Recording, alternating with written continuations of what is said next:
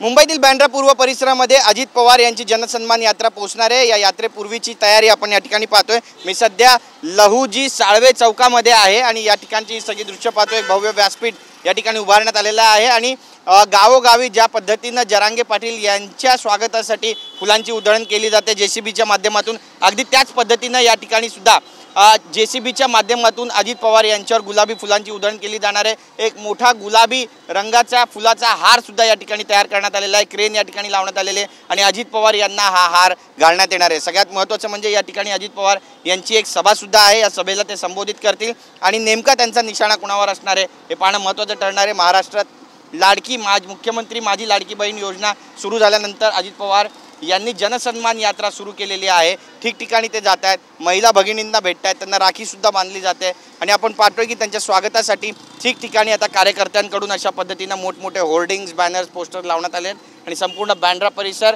त्यासोबतच बँड्रापासून अणुशक्ती नगरपर्यंतचा जो भाग आहे तो आज संपूर्ण गुलाबीमय झालेला पाहायला मिळतोय। कॅमेरा पर्सन सिद्धेश नाईकसह गिरीश गायकवाड, TV9 मराठी, मुंबई।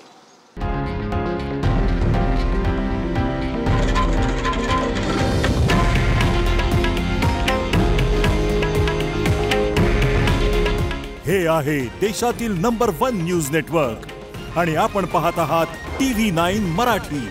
काळजी तुमची, हित महाराष्ट्राचं।